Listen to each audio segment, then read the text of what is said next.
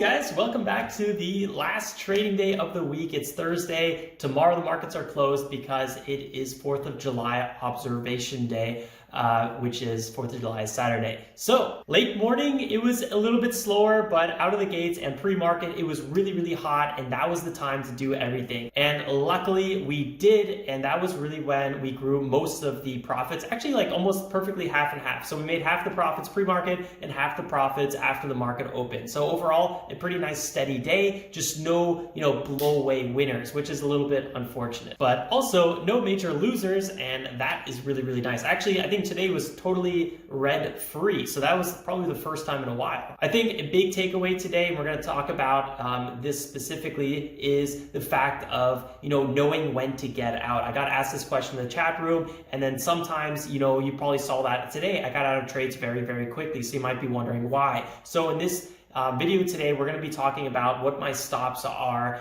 and really focusing on your trade thesis. All right, guys, so let's go to the charts now so we can start enjoying our downtime, our 3-day weekend. Before we go, let's do a little bit of a pre-celebration and hit that like button. Also, if you're new here, I would love to see you. Again, I would love to see you join the community. I would love to see you in the chat room. It's a really good, fun place where we can all learn from each other. I think every day I learn something, and you guys have some good call outs as well. So if you're not subscribed yet, definitely go ahead, hit the subscribe button, hit the bell icon, and I will see you guys next time.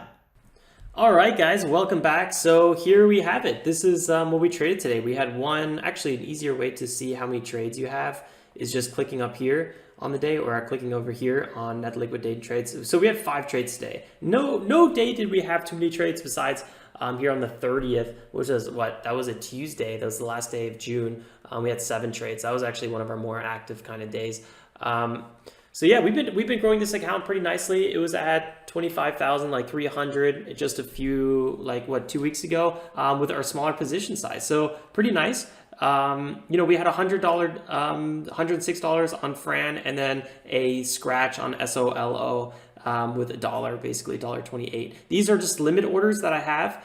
They are not something I traded today. So here you can see that this limit order is reducing my buying power, right? Because it's an active limit order.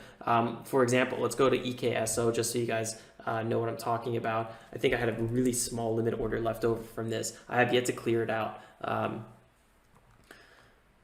Yeah, I had a small limit order here around $5 that I just need to clear out. I might leave it there. I don't know. It's big support, but most likely not. Actually, you know what? I'm just going to get rid of this one now. I didn't really want this order anyway. There's a few more that I need to get rid of. And yeah, so let's go and talk about what we traded today. Starting with FRAN. This is the one that we traded pre-market. This was really hot, and I kind of wish that I traded it a little bit more pre-market, honestly. We had some pretty good opportunities here. And before we talk about, our trades per se, let's go ahead and just kind of review this company overall. Let's, see what's going on here with this ticker. We were gapping up 90% pre-market when I was looking at it. And then before the market opened, this was even a much bigger move here. It was like 140% move. This is what got my attention. 3 million float. That's really nice. US apparel retail company. Okay. And then here's instantly the part where I was like, this is weird. Check out the news. So this stock is up because they have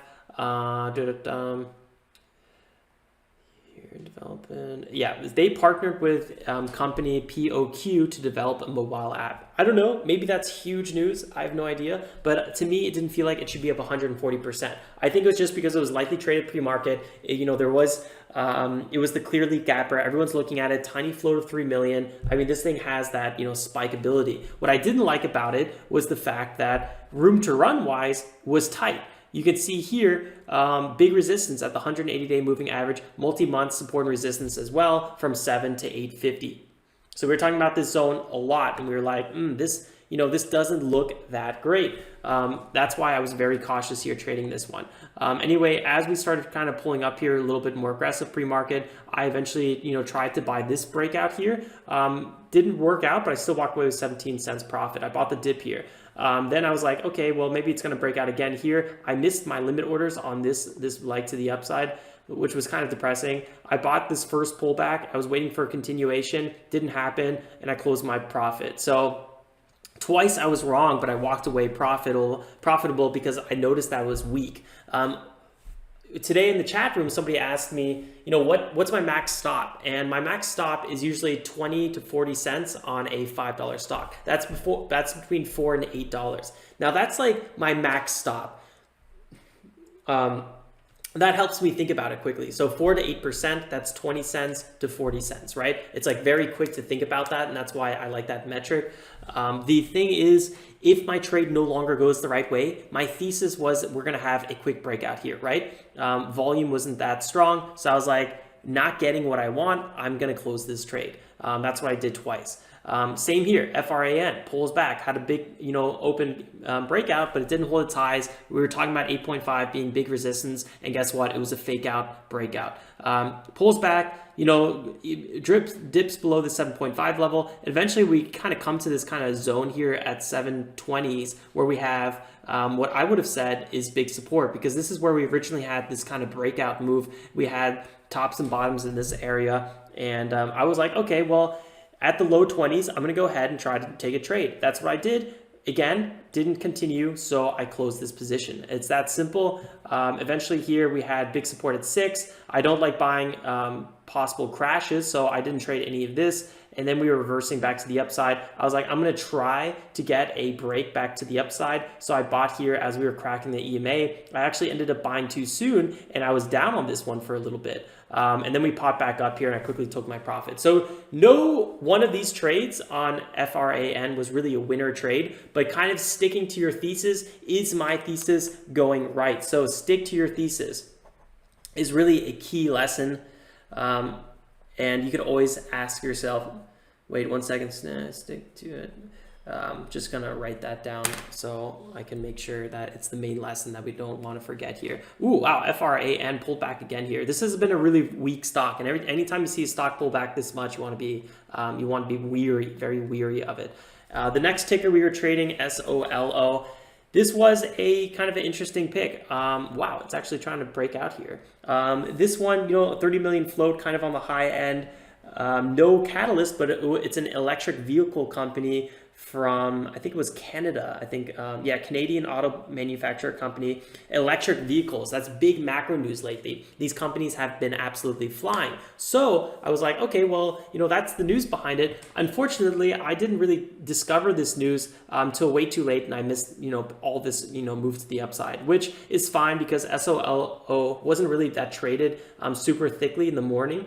So it wasn't even really on my radar yet, which is unfortunate. I basically missed this whole move. I was really focused on FRAN and JOB, which JOB was an interesting one, but I don't know. I never really felt comfortable trading it because it kept on getting halted so much, and I don't really like stocks that are just getting halted left and right. I feel like I always enter at the wrong times. So JOB, this was our lead gapper on the day, 12 million flow, 380% gapping up pre-market, U.S. staffing and employment company that just fixed $47 million of debt. And for a company that market cap of 33 million, and they were actually at like 12 million earlier yesterday. So that's huge news for a company like that, right? I should have, identified that a little bit harder. I wanted to buy this red to green move. We pulled back like 6%. I was ready to jump on it if we just pulled a little bit lower. I think at like 39 or so, I would have jumped on this one. Didn't pull back, and then, it rips up, gets halted, rips up, gets halted, rips up, halted, and I think on the way down. This was a 60+% move. Huge, and I totally snoozed through all of it.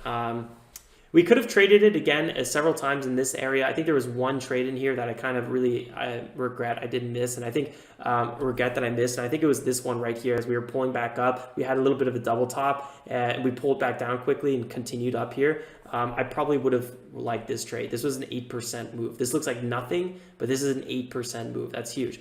I could have walked away with a nice little tidy profit on that one. Other than that, I don't think I would have traded JOB, to be honest with you guys. It was just... I don't know. It was not my ideal kind of play. I got to say though, the break of 1.7 man, oh man, I should have been more attentive on that one, because this was a clear support and resistance break. This, I should have done whatever it took to jump on it at this point. It's just so, in hindsight, it's always 2020, and at the time, I wasn't really feeling it. So I think the most important thing though, guys, is if you miss a move, it's not a big deal, whatever, live to trade another day. You'll trade tomorrow, or, in this case, Monday. But it's totally fine. And then when you're in a trade and the trade's no longer going your way, get out of it. If you don't feel comfortable, if you don't know why you're trading it, don't trade it. It's that simple. And that's how we ended the day green, with a stock that really pulled back all day today. So being extra cautious today really allowed us to take some profits. Although I was probably a little bit too cautious on the way up, and I missed some nice breakouts here. So it is what it is. It's never going to be like a perfect thing. It's never going to be 100%. But so far, I'm pretty happy the way today ended, more or less. All right, guys, that wraps up everything for today. Good fun in the chat room today. It was just, it's always such good time with the community. If you guys are not subscribed, if you are not on the community yet, if you have not joined a live stream, definitely consider checking that out, guys. Tell your friends about it. That'd be cool. And yeah, subscribe, hit the bell icon, hit the like button if you enjoy the content, and I will see you guys next time. This weekend, I think, when I'm going to recap last month, June. And yeah, but regardless, I'll see you guys on Monday for the live stream. Till then, stay safe, make some awesome trades. Ciao, ciao.